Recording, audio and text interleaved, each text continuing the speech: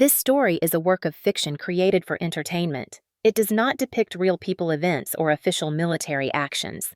I did not expect a family dinner to become the moment everything finally broke. It was a quiet Sunday evening in March 2024 at my parents' house on the outskirts of Killeen, Texas, the same dining room where birthdays had been celebrated and holiday prayers recited for decades. I am Staff Sergeant Rachel Donovan, 31 years old, and I have worn the uniform of the United States Army since 2012. That night, I wore civilian clothes and told myself it was safe to be just a daughter again. The roast chicken was still steaming when I felt the familiar pressure behind my right ear and reached up to adjust my hearing aid, the small flesh-toned device fitted after a training accident in 2021 when a blast concussion changed my life forever. I had learned to move my hand slowly, not to draw attention, but my sister Emily noticed immediately. She always did. She tilted her wine glass and smiled the way she always smiled when she was about to say something that would land like a slap disguised as concern. "That thing's still on your ear," she said loudly enough for everyone to hear. "It makes you look broken, Rachel." The table went still. My mother froze with her fork mid-air. My father, Michael, cleared his throat, but said nothing yet. I felt the familiar tightening in my chest, the instinct to explain, to justify, to shrink. I said quietly, "It helps me hear." Emily laughed softly and leaned back in her chair. "I just mean it is a little dramatic," she said. "You are home now. You do not need to look like that here." I looked at my father waiting. He had been a veteran once too, though he rarely mentioned it now. He waved his hand dismissively and said, "It is just a joke. Lighten up." The words hit harder than the blast ever had. Just a joke. The phrase every excuse wears when cruelty wants to pass as humor. No one defended me. No one said stop. My cousin stared at his plate. My mother avoided my eyes. Emily smirked, relieved that the authority in the room had taken her side. In that moment, I realized I was alone in a room full of people who shared my name. I did not raise my voice. I did not argue. I folded my napkin, placed it beside my plate, and stood up. My father sighed and said, "Do not be dramatic, Rachel." That was the last thing he said to me that night. I walked out into the cool Texas evening, my hearing aid amplifying the sound of crickets and distant traffic grounding me in the world outside that house. I drove back to my apartment on base in silence, my hands steady on the wheel, my thoughts sharper than they had been in years. They thought it ended at the dinner table. It did not. If you have ever been told to lighten up when something cut you to the bone, stay with me. I enlisted in the United States Army in the summer of 2012, 2 weeks after my 19th birthday, with a borrowed suitcase and a certainty that felt steadier than anything I had ever known at home. While other girls I grew up with were choosing colleges or planning weddings, I signed papers in a fluorescent-lit recruiting office in Austin, Texas, and listened as my father asked if this was really necessary. Emily already had a scholarship and a boyfriend my mother liked. I had the Army. Basic training stripped me down fast. The shouting, the early mornings, the weight of the rucksack cutting into my shoulders taught me something simple.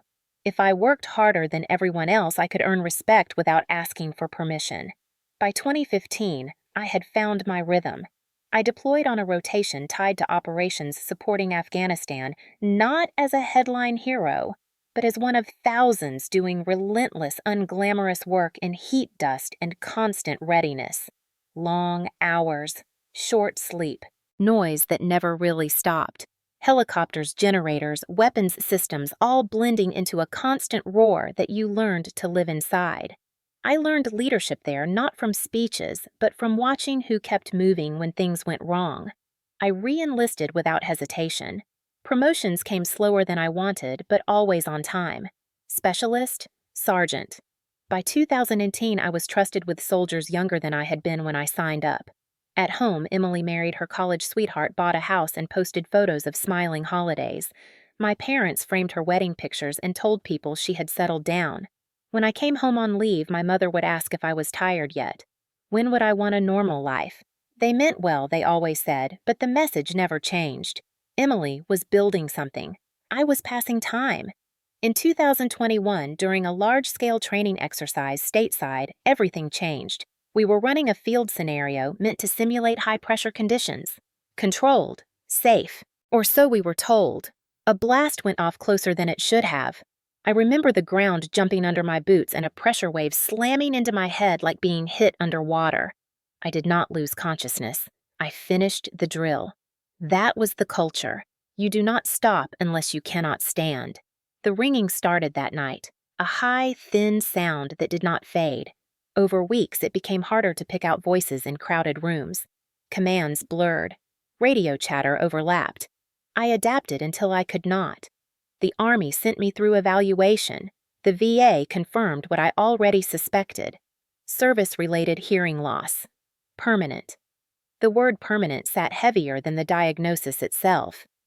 The hearing aid came later after paperwork appointments, waiting rooms, and quiet conversations where no one looked at me with pity, only procedure. I learned how to adjust it, how to clean it, how to make it part of my body the way the uniform had become. I worried what it meant for my career. I worried for nothing. My evaluations remained strong. My leadership backed me. I tested for promotion and made staff sergeant on schedule in 2022. E6. Earned. When I told my family, my mother paused and said, "That is nice, dear." Emily had just announced her pregnancy. That night, the conversation never returned to me. At work, I was trusted. At home, I was tolerated. Every visit followed the same pattern. Questions about when I would be done. Jokes about how loud restaurants must be for me now. Comments about how Emily was really thriving. Golden child. It was not said outright. It never needed to be. I stopped correcting them. I stopped explaining that I led soldiers, that I managed missions, that I mattered. I wore my hearing aid quietly and told myself respect did not need witnesses. That illusion shattered at the dinner table in March 2024, but the truth had been there all along.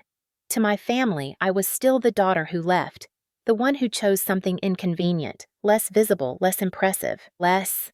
And no matter how many stripes I earned or how much I gave the Army, I would always come second to the life they understood.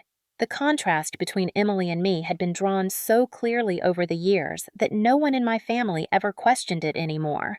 Emily was married by 26 to a man my parents adored because he worked in finance and talked easily about interest rates and retirement plans. They bought a house in a quiet suburb with tree-lined streets and matching mailboxes, and my mother loved to tell people how settled Emily was, how she had done everything right. Photos of Emily and her husband filled my parents' living room, smiling vacations, birthday dinners, holiday cards, all framed and dusted regularly. When neighbors came over, my mother would gesture toward those pictures and say, "This is our daughter, Emily. She has such a beautiful life." When she spoke about me, it was usually in the past tense or as an afterthought. "Rachel is in the Army," she would say with a tight smile as if explaining a phase that would eventually pass. Every visit home followed the same script. I would arrive in uniform or sometimes in jeans if I wanted to avoid questions, and within minutes the comments would start drifting in soft and casual like they were meant to be helpful. "Are you still doing that Army thing?" my aunt would ask. "When are you done playing soldier?" my father said once at Thanksgiving while carving the turkey. He laughed after like it was a harmless joke, and my mother joined in because laughing was easier than acknowledging how it landed. Emily never had to explain her choices. They were assumed to be correct. She had a real family, my mother liked to say, meaning a husband, a mortgage, a future that looked familiar. When Emily announced her pregnancy, my parents cried with joy and talked about legacy and grandchildren. When I mentioned a promotion or a commendation, it earned a nod and a quick change of subject. At family gatherings, conversations bent toward Emily naturally. Her house, her plans, her schedule. I became the listener, the extra chair at the table, the one who could leave early because, after all, I did not have a family to rush home to. They did not say it outright, but it lived in the spaces between their words. "You do not know what real responsibility is until you have children," Emily once said to me casually, while our mother nodded in agreement. I had just returned from a 12-hour shift, supervising soldiers half my age, responsible for their safety and their decisions. None of that counted because it did not fit their definition of success. Over time, the comments sharpened. "How will you ever meet someone living like that?" my mother asked one afternoon while folding laundry. Emily never had trouble, she added as if it were evidence of something lacking in me. When I explained that I liked my life, that I had purpose and structure, They exchanged looks like I was defending a bad habit. "That is just the army talking," my father said dismissively. "You will want more someday." More always meant what Emily had. The gaslighting built slowly. Every time I bristled, I was told I was too sensitive. Every time I tried to explain why a comment hurt, I was reminded that family jokes were not meant to be taken seriously. "It is just how we talk," my mother said. "You know we love you." Love became something that required me to absorb discomfort quietly. If I pulled away emotionally, they accused me of being distant. If I stayed present, they treated me like a temporary guest in my own family. Emily learned early how to use that dynamic. She could say something cutting and soften it instantly with a smile. "Rachel, you know I am proud of you," she would say after questioning when I planned to grow up. My parents heard the first part and ignored the rest. Over the years, I stopped challenging it because nothing changed. The message remained consistent. Emily was the standard. I was the exception they tolerated. Halfway through every gathering, I felt myself shrink just enough to fit the space they allowed me. I told myself it did not matter because my real validation came from my work, from the soldiers who trusted me, from the leaders who evaluated me on merit, not milestones. Still, there were moments when the weight of it pressed harder, like when my father asked if I planned to stay in the army forever, as if it were a failure of imagination rather than commitment. Or when my mother suggested I might want to hide my hearing aid in photos so people would not ask questions. Each comment landed then was dismissed before I could respond. Comment seen if this sounds like your family too. By the time that dinner in March arrived, the pattern was so familiar that no one even noticed how cruel it had become. To them, it was normal. To me, it was years of being measured against a life I never chose and being told quietly and repeatedly that I fell short. In the days after that Sunday dinner, I replayed every word in my head with the kind of precision I usually reserved for after-action reviews. At first, I told myself I was overthinking it, that families said careless things all the time, and that I had been tired and raw. But the more distance I put between myself and that table, the clearer each moment became, and the harder it was to excuse. Emily had not blurted out her comment by accident. She waited until everyone was settled, until plates were full and attention was relaxed. "That thing still on your ear," she said, as if she were commenting on a stain or a piece of lint. "It makes you look broken." Broken was not a joke word. Broken was a verdict. It reduced years of service and recovery to a flaw that embarrassed her. When I answered quietly, "It helps me hear," I was not asking for sympathy. I was stating a fact. Emily laughed anyway and reframed it as concern. A little dramatic. "You are home now?" That was the first twist of the knife. Home was supposed to be where I did not have to explain myself. My father sealed it with his dismissal. "It is just a joke. Lighten up." He did not look at me when he said it. He looked at his plate like he was bored with the conversation. In that moment, my hearing aid stopped being a tool and became a symbol, not of injury or resilience, but of difference, something visible that marked me as other in my own family. I noticed details I had missed in real time. My mother did not say a word. She adjusted the napkins instead. My cousin avoided eye contact. No one said stop. No one said that was out of line. Silence filled the space where protection should have been. I realized then that my hope had been misplaced.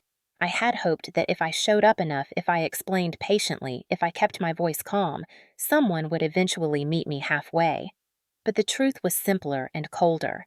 They did not need to be cruel out loud because the system already worked in their favor. Emily could say whatever she wanted and be buffered by my parents' approval.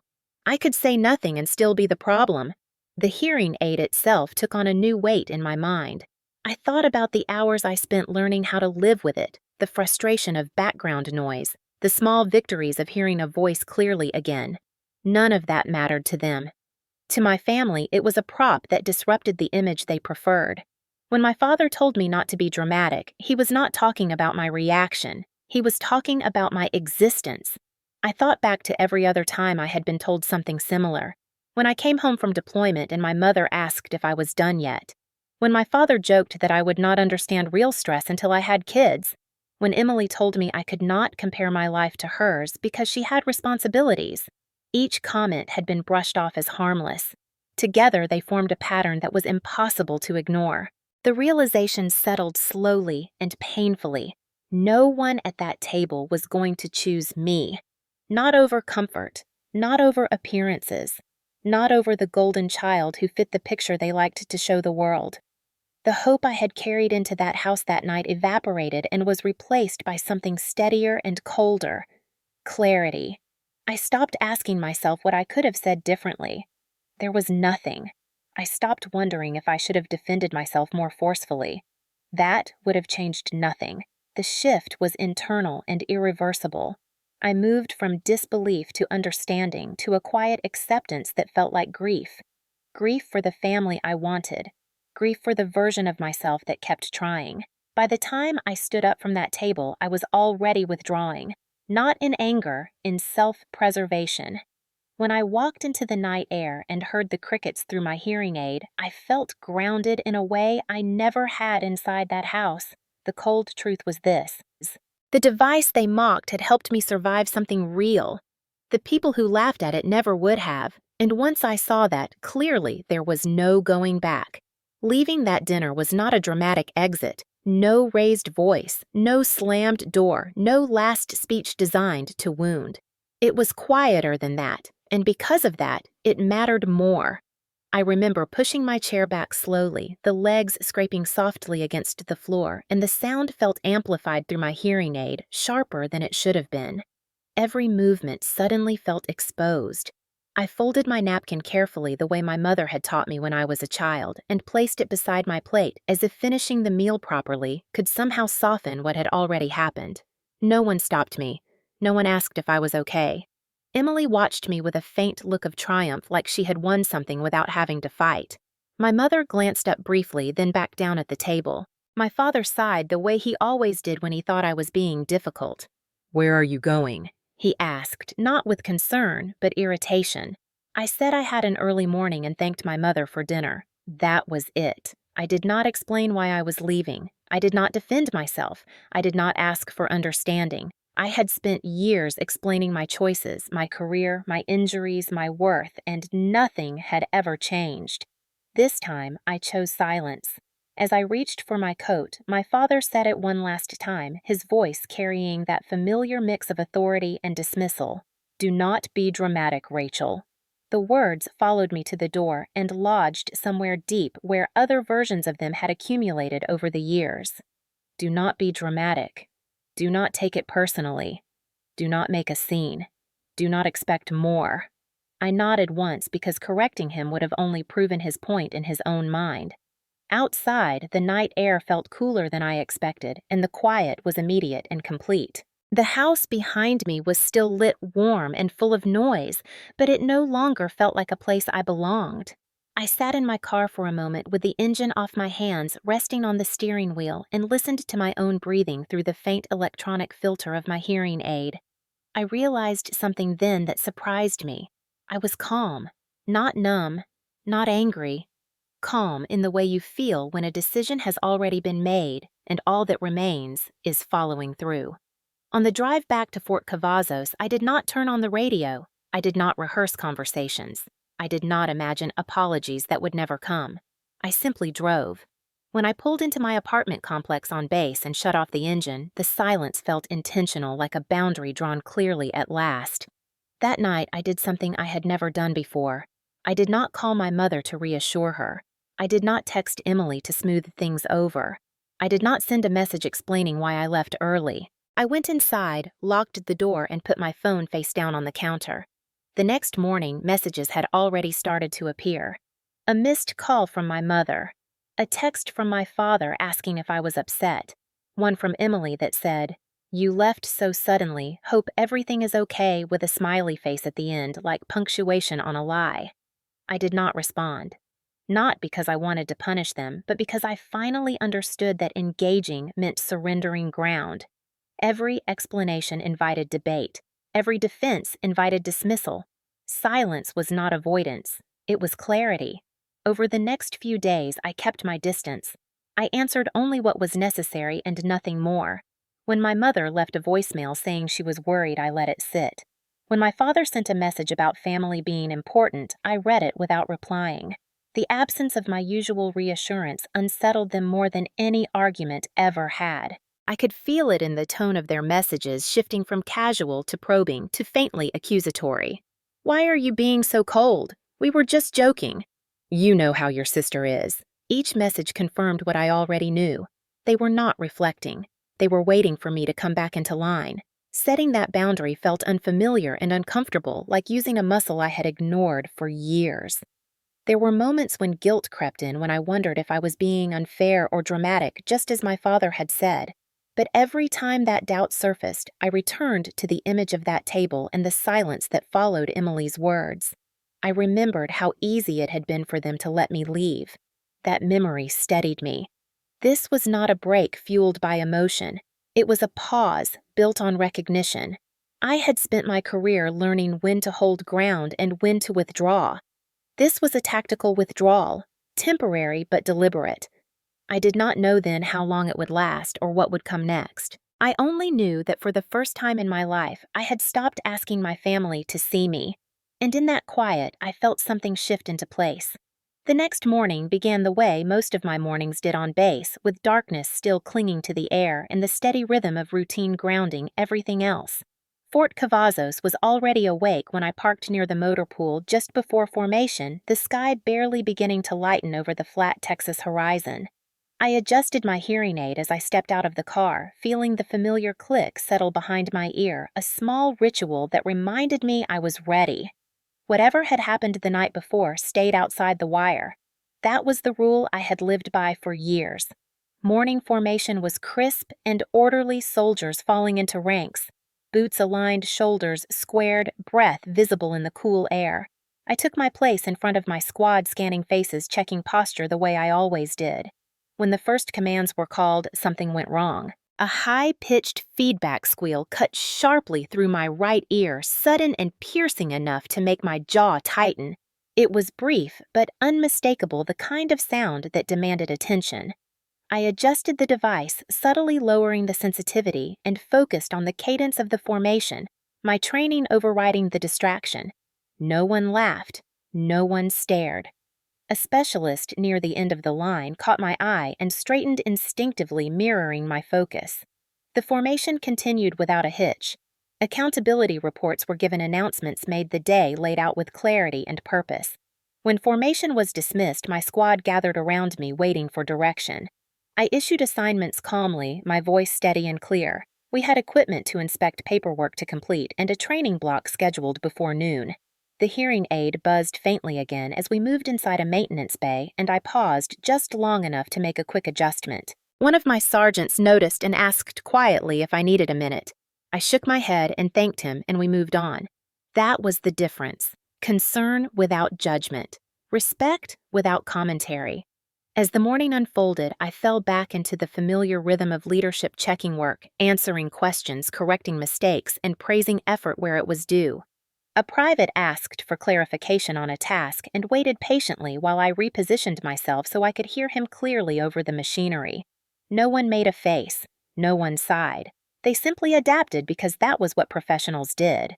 During a break, I caught my reflection in a window, the hearing aid visible against my hair, and for the first time since the dinner, it did not feel like something I needed to hide.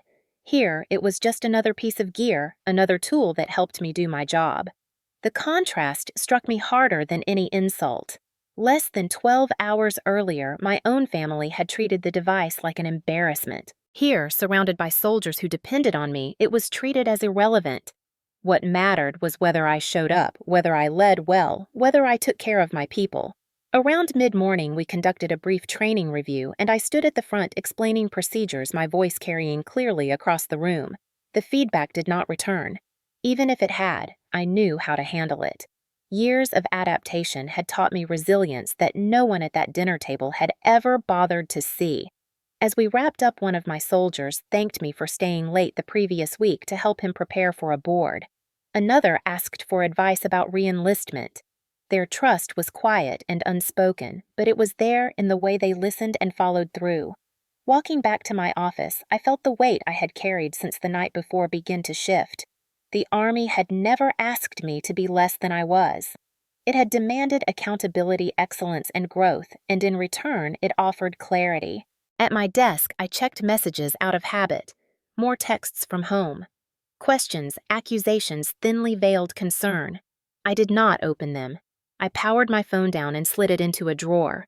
The bass hummed around me steady and familiar, and for the first time since the dinner, I felt fully present. The respect I received here was not loud or performative. It was built day by day through competence and consistency. Standing in that space, I understood something important. Respect is earned in places you least expect. The moment my commanding officer noticed was not dramatic or public, which made it matter more. It happened during a battalion-level briefing later that week in one of the larger conference rooms on post, where the air always felt a little stale and the fluorescent lights hummed just enough to be distracting. Leaders filled the seats in neat rows, notebooks, open coffee cups lined up along the tables. I took my place with the other platoon sergeants, focused and prepared. Lieutenant Colonel James Harrington stood at the front, calm and precise, the kind of commander who did not waste words.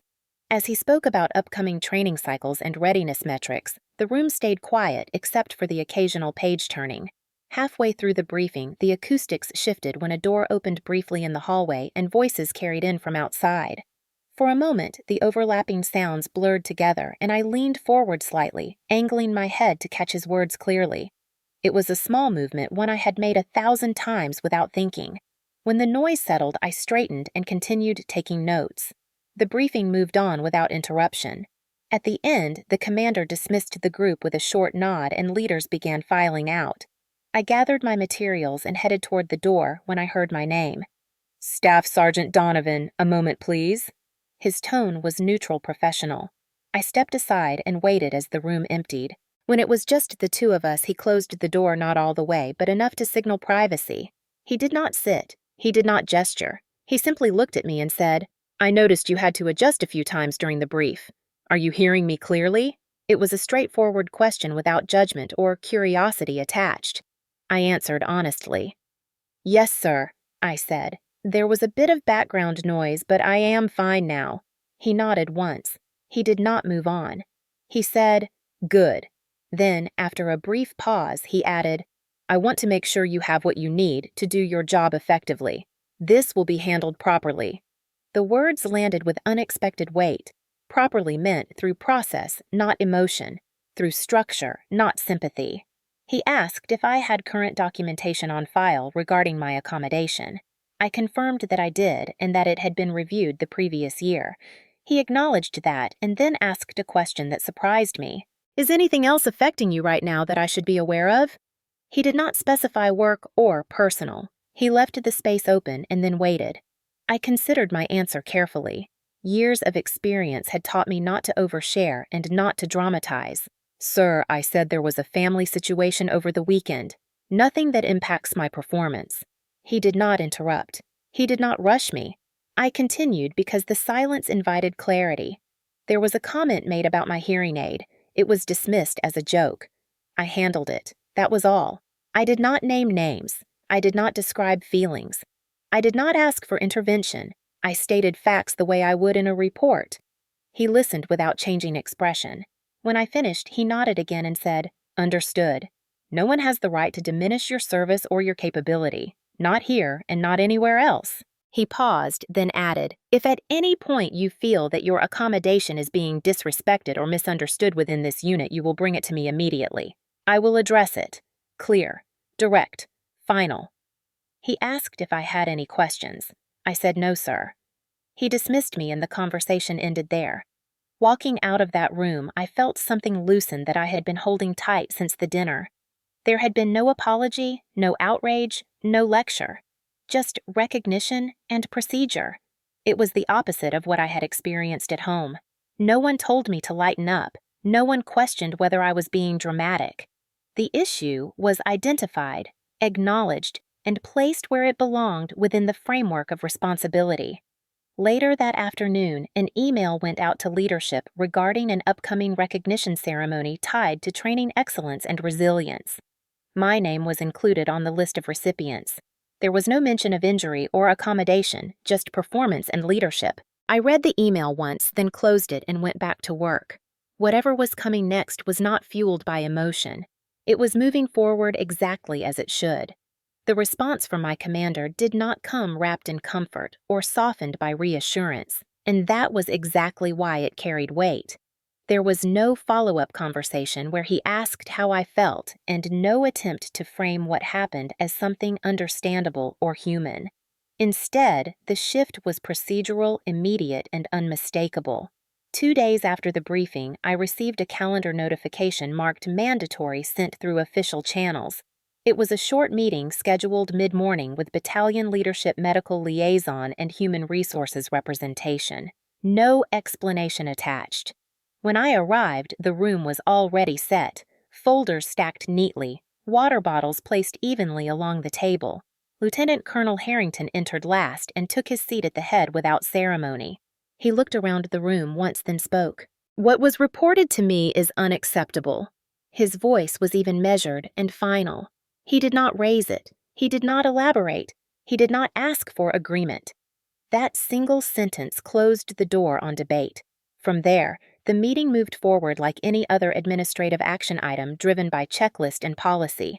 The medical liaison confirmed my injury documentation from 2021, including the blast exposure evaluation and subsequent VA determination. Dates were reviewed, facts verified, signatures confirmed. There was no emphasis placed on the injury itself, only on accuracy and compliance. Next, accommodation review. My hearing aid authorization was pulled up along with notes from previous assessments.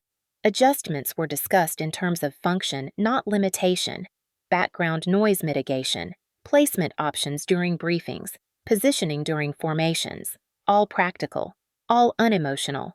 Then leadership acknowledgement.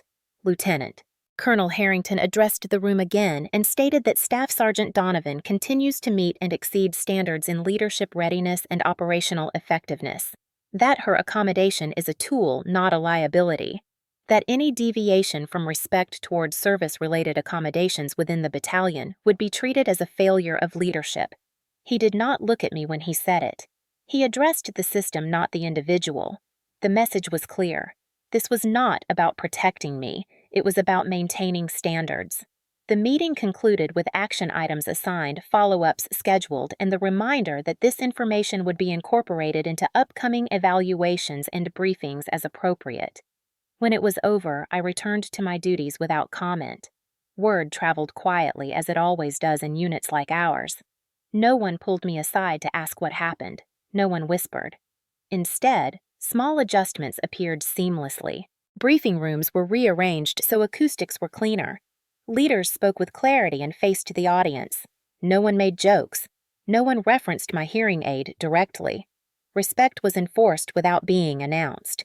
A week later, I received confirmation that I would be included in a battalion-level recognition ceremony tied to performance during the last training cycle. The language used cited resilience, adaptability, and leadership under pressure. There was no mention of injury, no spotlight on recovery, just acknowledgement of competence. That distinction mattered more than anything. At home, my phone remained quiet. I had not responded to the last round of messages and none had followed. The silence felt different now, less heavy, more distant. At work, the structure held. The process worked exactly as it was designed to. There was no vengeance in it, no spectacle yet, only accountability moving steadily through established channels. One afternoon, as I walked past the battalion headquarters, Lieutenant Colonel Harrington passed me in the hallway. He did not stop. He did not nod. As he moved by, he said one sentence without breaking stride. "You handled that correctly." Then he was gone. No praise, no consolation, just confirmation.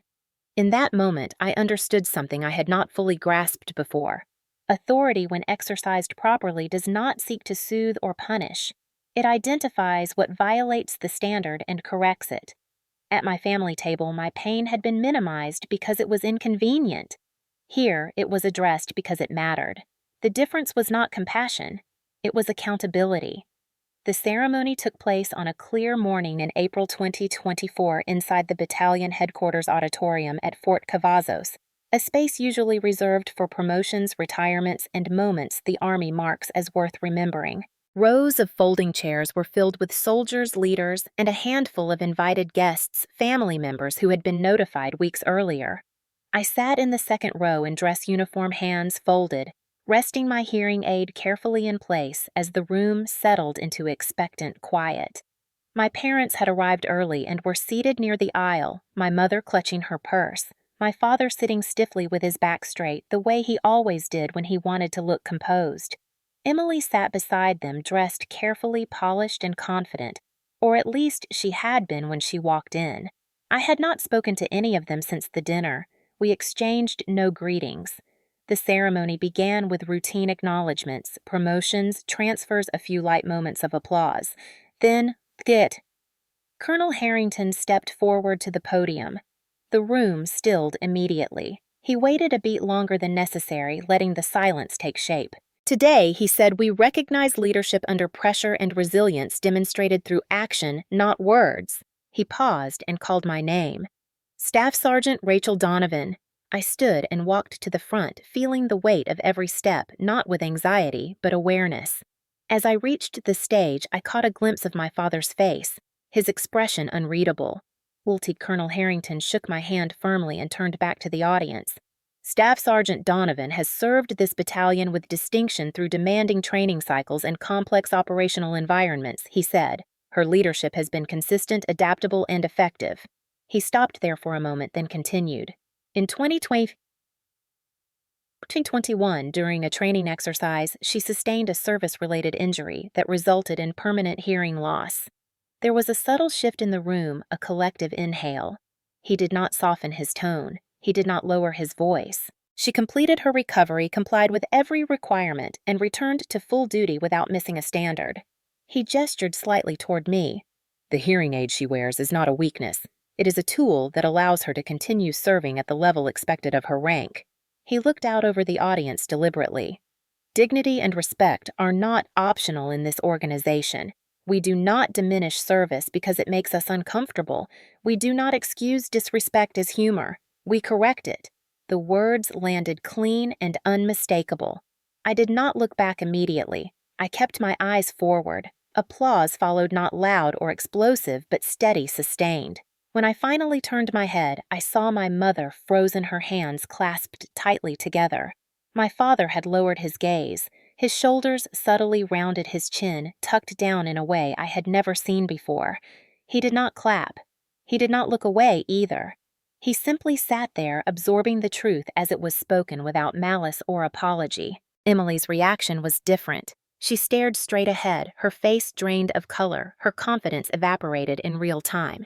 The smile she had worn earlier was gone, replaced by a rigidity that bordered on shock. This was not the narrative she knew how to navigate. There was no joke to hide behind, no casual dismissal, no family authority to shield her. The exposure was complete, and it was public. Lieutenant Colonel Harrington continued with the formal language of the award, citing metrics, accomplishments, and leadership evaluations, but the moment had already passed its point of no return. When he handed me the certificate, he said quietly, "You earned this." I nodded and returned to my seat as the ceremony moved on. The applause faded. The room settled. But something fundamental had shifted. For the first time, my family was hearing about my life from a voice they respected more than their own assumptions. Not through my explanations, not through my defenses, but through an authority that spoke in standards and facts. When the ceremony concluded, guests mingled briefly. Soldiers congratulated me, shook my hand, spoke about upcoming work. My parents stood uncertainly at the edge of the room, unsure how to approach. My mother's eyes searched my face for something familiar. My father remained still, his posture closed, his silence louder than anything he could have said. Emily did not move at all. She looked as though the ground had dropped beneath a carefully constructed image. I did not cross the room. I did not seek them out. There was nothing left to explain. The truth had already been spoken clearly and publicly. As I walked out of the auditorium into the bright Texas sun, the weight I had carried for years lifted in a way I had not expected, not because I had been vindicated, but because I had been seen without asking. Was this justice or just the truth finally spoken? The consequences did not arrive all at once, and they did not arrive with noise. They moved through my family's life the way reality always does, quietly at first, then with a weight that could not be ignored. In a town like Killeen, where military service was both common and closely watched, word traveled faster than anyone admitted. People talked at church after Sunday service, at the grocery store checkout line, at the coffee shop near the post where retirees gathered every morning. The ceremony had been public. The message had been unmistakable. A respected battalion commander had drawn a clear line between service and disrespect, and anyone paying attention understood exactly what had been addressed. My parents began to feel it almost immediately. Neighbors who once greeted them warmly now asked careful questions. I heard about it later from a family friend who mentioned how surprised everyone had been to learn about my injury and how proud they were of my service. Pride was not the word my parents were used to hearing associated with me. My father had spent years cultivating his role within the local Veterans Council, attending meetings, hosting small events, enjoying the quiet authority that came with being seen as a community figure. That role depended on perception, on being aligned with values the community respected. Within weeks, he was asked to step down. There was no public accusation, no confrontation, just a polite conversation and a decision framed as preserving the integrity of the organization. He came home that afternoon earlier than usual and sat at the kitchen table in silence, according to my mother. He did not argue. He did not protest. He understood exactly why it had happened. The same community that had once nodded approvingly at his stories now saw a man who had dismissed his own daughter's service-related injury as a joke. That reputation did not survive scrutiny. Emily's consequences were different, but just as sharp. Her social circle had always reinforced her sense of being right, admired, successful, unchallenged. After the ceremony, people began to look at her differently. Questions surfaced casually but carried an edge. "How is your sister doing now? She must be so strong. What an example." Compliments aimed at me landed like indictments on her. Invitations slowed. Conversations shifted. The confidence she had once worn so easily became brittle. She could not laugh it off. She could not rewrite the story. For the first time, she was being measured against a standard she had never considered. At family gatherings, she found herself quiet, unsure where to place herself now that the familiar hierarchy had cracked. My mother tried to smooth things over, telling friends there had been misunderstandings, that family dynamics were complicated. But explanations rang hollow against what people had heard with their own ears. Respect for service was not a gray area in that town. You either had it or you did not. Through it all, I stayed distant. I heard updates secondhand through relatives who reached out tentatively, as if unsure which side of the story they were allowed to acknowledge. I did not correct them. I did not comment. The distance was not an act of punishment. It was simply the result of stepping out of a role I had been playing for years. Without me absorbing discomfort quietly, the imbalance became visible. My parents were forced to sit with that exposure without my intervention. The irony did not escape me. For years, I had been told not to embarrass the family, not to draw attention, not to be dramatic. Now the attention they could not control had arrived anyway, carried by facts, not emotion.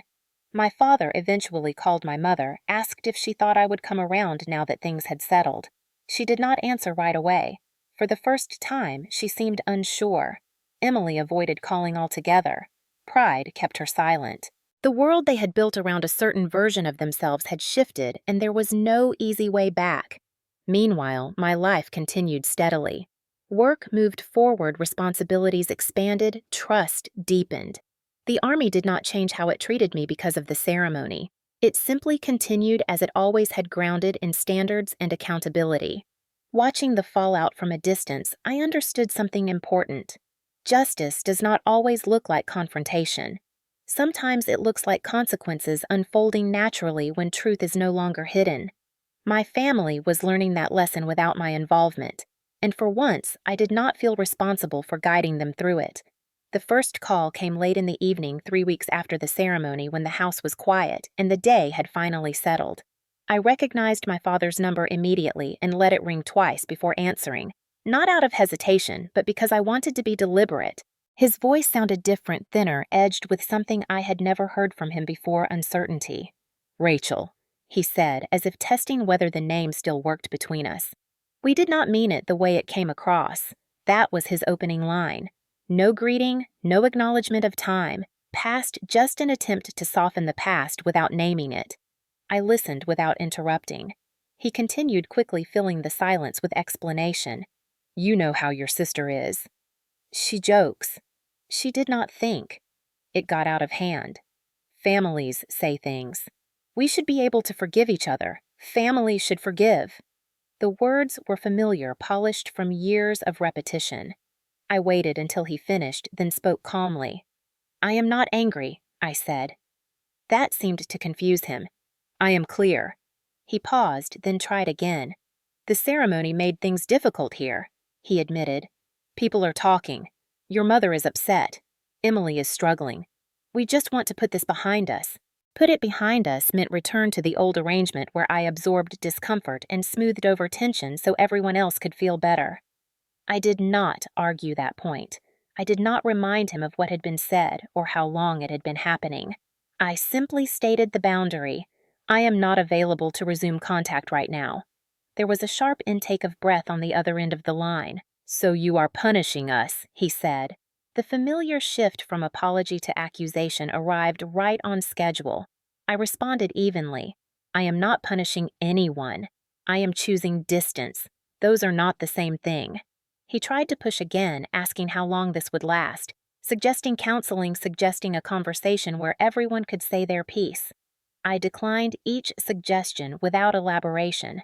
I did not owe him a roadmap back to me. When the call ended, there was no resolution, only quiet. 2 days later, Emily called. Her voice was tight, controlled, every word measured.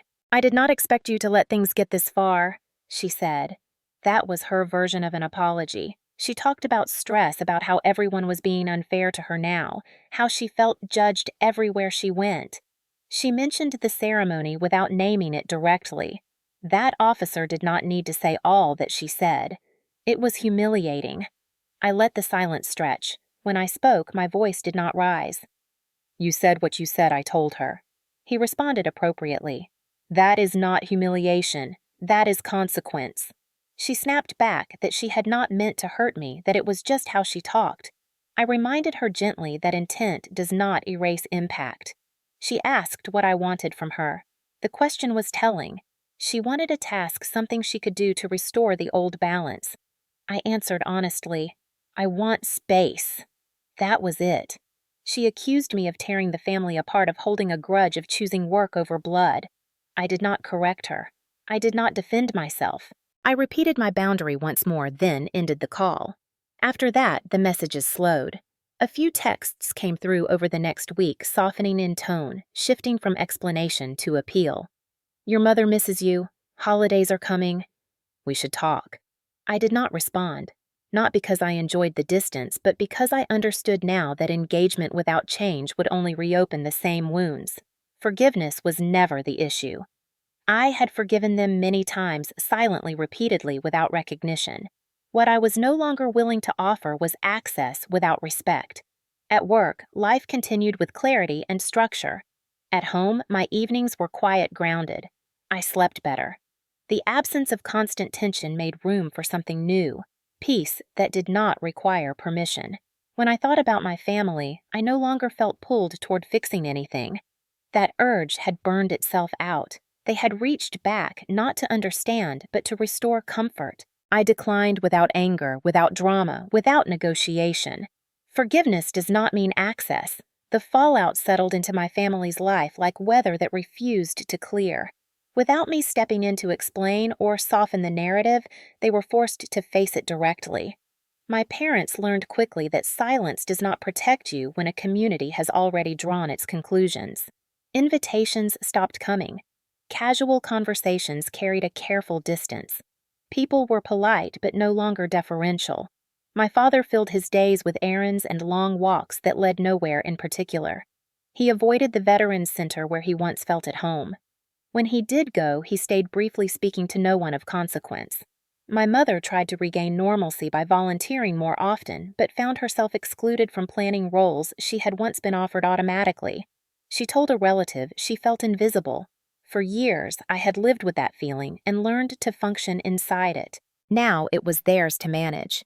Emily struggled the most. Her social identity had been built on admiration and approval, and without it, she seemed unmoored. She overcorrected at gatherings, speaking too loudly, laughing too quickly as if volume could replace confidence. People listened, but they no longer mirrored her energy. She noticed. She resented it. She blamed me for refusing to smooth things over. I did not hear this directly. I heard it through others who spoke carefully as if unsure how much truth I wanted. I wanted none of it. Their adjustments were not my responsibility. While their world contracted, mine expanded steadily and without spectacle. At Fort Cavazos, work progressed according to rhythm and expectation. Training cycles concluded successfully, evaluations were completed, and leadership discussions moved forward. I received notice of selection for additional responsibility within the battalion, a role that required trust and consistency. There was no announcement tied to it, no applause, just a quiet acknowledgement from my chain of command that my performance warranted it. My senior rater called me into his office, reviewed my file, and said, "You have earned the confidence placed in you. Keep doing what you are doing." That was the extent of it. Respect in the Army does not arrive with praise. It arrives with opportunity. My days became fuller, more demanding, and more satisfying. Soldiers sought my guidance, leaders relied on my judgment, and the hearing aid faded into the background where it belonged. No one commented on it because no one needed to. The contrast between these two worlds sharpened with time. At home, consequences were emotional and social, messy and unresolved. At work, accountability produced forward motion. I did not feel triumph watching my family struggle. I felt distance, the kind that comes when paths diverge and do not naturally intersect again. Occasionally, my mother would leave a voicemail describing how hard things felt, now how unfair people were being. I listened once, then stopped opening them. Sympathy without accountability would only pull me back into a cycle I had exited. The Army did not ask me to absorb blame or smooth discomfort. It expected competence and rewarded it accordingly. That clarity anchored me. One afternoon, as I reviewed training plans, a lieutenant stopped by my office to ask advice. He hesitated, then said, "I hope this is okay to say, but that ceremony meant something to a lot of us. It showed what right looks like." I thanked him and returned to my work. That was the only acknowledgement I needed. Watching the fallout from a distance reinforced a truth I had spent years avoiding. Respect does not come from proximity or shared history. It comes from standards upheld consistently. My family had relied on familiarity to excuse behavior. The Army relied on accountability to correct it. Only one of those systems moved people forward. I did not celebrate the difference. I lived it. Healing did not arrive as a single realization or a sudden sense of peace. It unfolded quietly through repetition, through moments that would have gone unnoticed before. For years, I had treated my hearing aid as something to manage rather than accept. I wore it because I needed it, not because I had made peace with it. I adjusted it discreetly, hid it with my hair, positioned myself carefully in rooms so I could hear without drawing attention. I told myself that this was practicality, not shame. After the ceremony and the weeks that followed, that distinction no longer held. The distance from my family created space to listen to my own thoughts without interference. In that space, I noticed how often I had internalized their discomfort, how often I had minimized my own experience to keep others at ease. I began to question that habit the way I would question an outdated procedure. Did it still serve a purpose? The answer was no. Small changes followed. I stopped angling my head away during conversations. I stopped apologizing when I asked someone to repeat themselves. I stopped treating the device as an interruption to be managed and started treating it as part of how I moved through the world. The shift was subtle but profound. During a training exercise one afternoon, a soldier asked about the hearing aid, directly, not with curiosity tinged by judgment, but with straightforward interest. I answered simply, "Service-related injury. It helps me do my job." That was the entire exchange. No explanation required. No defensiveness. The ease of it surprised me. I realized then that shame had never belonged to the device. It had been taught to me by people who could not reconcile strength with vulnerability. Once their voices quieted, my own grew clearer. I began to revisit memories of the injury itself without flinching. The blast, the pressure, the ringing that never quite stopped. For a long time, I had framed that moment as a loss, something taken from me that I had to compensate for. Now I saw it differently. It was a turning point that tested my resolve and confirmed it. I had not been broken by it. I had adapted. That adaptation required discipline, patience, and humility, qualities the Army valued, but my family had never acknowledged. Recognizing that reframed my identity. Injury was not evidence of weakness. It was evidence of exposure, of being present where things were real and risks were not theoretical. I began to speak about it that way when it came up, not dramatically, not defensively, just accurately. My leadership noticed the difference not because I announced it, but because confidence alters posture, tone, and decision-making. The more I accepted myself, the less I waited for permission to be whole. Outside of work, I made similar adjustments. I attended a small gathering on base and did not worry about where I sat or how loud the room might get. I asked for accommodations without apology. I noticed how little resistance there was when I stopped projecting it. People follow cues. When I treated the hearing aid as unremarkable, so did they. The device faded into the background not because it was hidden, but because it no longer carried emotional charge. That was the healing. Not erasing the injury, but integrating it. There were moments of reflection when I considered what it would have meant to hear my family respond differently years earlier. I let those thoughts pass without bitterness. They were no longer necessary. My sense of self no longer hinged on their validation. I began to think of myself not as someone who had overcome something, but as someone who had incorporated it. The distinction mattered. Overcoming implies leaving something behind. Incorporating means moving forward with it intact. The hearing aid was not a reminder of what I had lost. It was a record of what I had endured and continued to do. One evening after a long day, I removed it and set it on the counter before showering. I caught my reflection in the mirror and noticed the absence behind my ear where it usually sat. Instead of relief, I felt a brief sense of disorientation. That surprised me. The device had become part of my baseline. That realization felt grounding. Identity had shifted quietly, decisively.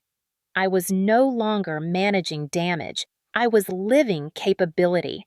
The difference showed up in how I carried myself, how I spoke, how I made decisions. I stopped shrinking. I stopped waiting. I stood where I was and let that be enough. Redefining family did not happen through a declaration or a final conversation. It happened through presence, through consistency, through people showing up without being asked. In the weeks after everything settled, I began to notice how naturally my unit filled spaces my biological family had left empty. It was not dramatic. No one announced it. It revealed itself in small, dependable ways. A text checking if I made it home after a late night.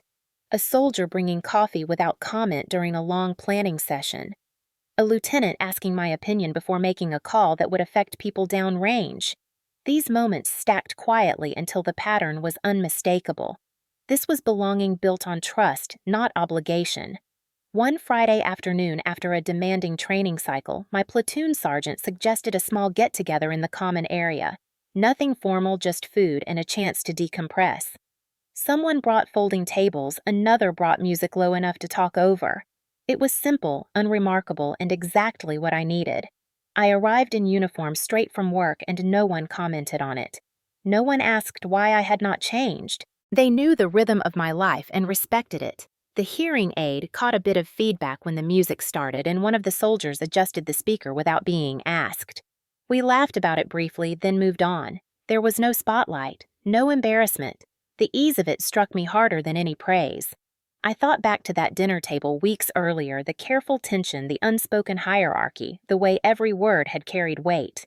Here, conversation flowed without calculation. People talked about work plans, upcoming leave.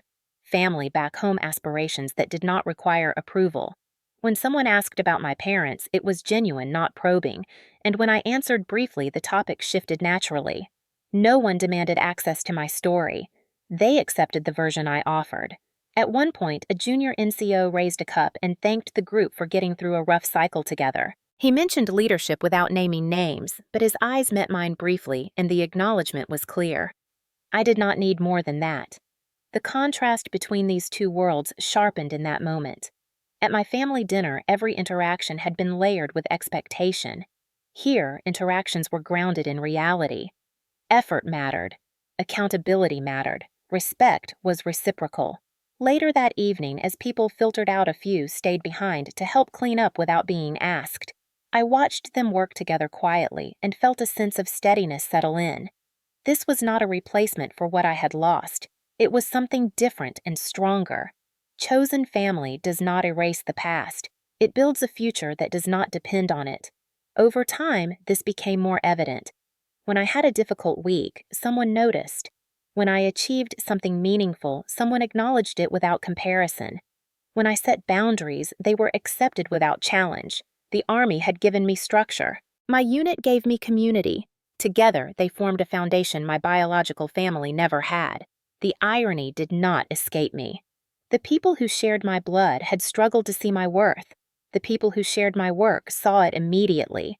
That realization no longer hurt. It clarified. I stopped measuring absence against expectation. I measured presence against reality. One evening, I thought again about that first dinner table. The forced smiles, the silences, the dismissal disguised as humor.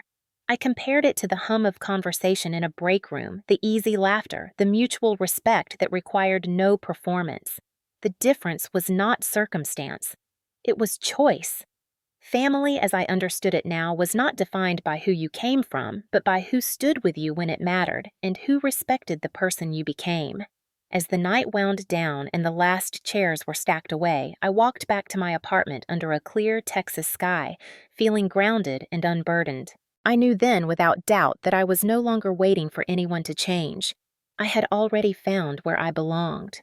Who is your real family? Quiet justice did not arrive with a speech or a victory lap, and it did not require me to say a single "I told you so." It arrived through the steady application of boundaries and the willingness to let consequences stand without interference. I did not announce my distance from my family. I simply maintained it. When messages came that attempted to pull me back into old patterns, I responded with brevity or not at all. When holidays approached and invitations followed, I declined politely without explanation. The absence of drama was the point. Drama would have invited negotiation, and negotiation would have reopened doors I had already closed. I learned that boundaries are not statements you make once, but behaviors you repeat consistently until they become the new reality. My parents tested them the way people always do when a dynamic changes. A late-night voicemail here, a carefully worded email there, each one probing for weakness. I did not provide it, not out of cruelty, but out of clarity. They had shown me who they were when it mattered, and I believed them. Without my participation, their attempts lost momentum. Silence did not punish them. It simply stopped enabling them. Consequences continued to unfold in their lives independent of my actions. My father adapted to life without his counsel role, filling time with projects that did not grant him status. My mother learned to navigate social spaces without leaning on stories that once centered her. Emily rebuilt her identity slowly, awkwardly, without the constant reinforcement she had relied on. I watched none of this directly. I heard about it occasionally through distant relatives who spoke in careful tones. I neither corrected nor commented. Their growth, if it came, had to be theirs alone. At the same time, peace took root in my own life in ways I had not anticipated. My days were full and purposeful. My evenings were quiet without tension. I no longer braced myself before phone calls or rehearsed explanations in my head. The mental space that opened up was startling. I filled it with things I had postponed for years, reading in the evenings, regular training routines time with people who asked nothing of me beyond my presence. The Army continued to provide structure, and my unit continued to provide community. I was selected to mentor a group of junior leaders and took the role seriously, offering guidance without projection. I noticed how often people sought advice simply because they trusted my steadiness. That trust felt earned, not conditional. I did not hide my hearing aid, and I did not foreground it either. It existed as part of me without commentary. That neutrality was a gift I gave myself. There were moments when I felt the old reflex to fix things, to reach out to smooth tension, especially when I heard my mother was struggling. I sat with that impulse until it passed, reminding myself that rescuing people from consequences robs them of the opportunity to learn. Peace requires restraint as much as action. One afternoon, I received a short message from my father that read, "We are trying to understand." I did not respond. Understanding was not something I could provide for them. It had to be built from reflection, not extracted through pressure. The justice in all of this was quiet because it did not rely on my voice. It relied on alignment. Their behavior met reality, and reality responded. My behavior aligned with my values, and my life responded in kind. There was no spectacle, no public reckoning beyond what had already occurred, no triumph to display, just a sense of rightness that settled and stayed. I understood then that justice does not always restore relationships. Sometimes it restores balance. Sometimes it restores self-respect. Sometimes it restores peace. The absence of revenge was not a missed opportunity. It was a deliberate choice. Revenge would have kept me tethered to them emotionally. Boundaries freed me. I did not need them to admit fault or change their narrative. I needed distance and consistency. Over time, that proved enough. As months passed, the sharp edges softened, not because wounds healed, but because they were no longer touched. I stopped counting days since the dinner and started measuring progress by how little it occupied my thoughts. That was the truest indicator of peace. The chapter did not end with reconciliation or forgiveness granted ceremoniously. It ended with a life lived forward, unburdened by the need to be seen by those who had chosen not to see me. Quiet justice does not announce itself. It simply leaves you whole. By September 2024, life had settled into a steady rhythm that felt earned rather than borrowed. Summer had burned itself out over central Texas, and the mornings at Fort Cavazos carried a faint coolness that made formation feel sharper and more deliberate. I had settled fully into my role within the battalion, trusted with responsibilities that matched my experience and challenged me in ways that mattered. The hearing aid sat comfortably where it always had behind my ear, no longer something I adjusted with self-consciousness, but something I trusted implicitly. It worked because I worked with it, not around it. I no longer thought of it as an accommodation first. It had become a marker of continuity, a reminder that I had been tested and remained. The months since the ceremony had not been dramatic. They had been productive, training cycles completed, new leaders developed, small wins accumulated quietly. At home, my apartment felt calm and lived in. I slept deeply without the low-grade tension that had once followed me everywhere. My phone no longer felt like a threat. Messages from my family arrived rarely now, and when they did, I read them without reaction. Distance had done what explanations never could. It had clarified expectations and removed leverage. My parents were learning how to live with less certainty and fewer assumptions. Emily had learned that confidence built on comparison does not hold when comparison disappears. I did not watch closely. I did not need to. The space between us had stabilized into something neutral and manageable. What surprised me most was how little I missed the chaos. Peace did not feel empty. It felt full. I spent time mentoring soldiers who reminded me of my younger self, driven, uncertain, eager to prove themselves.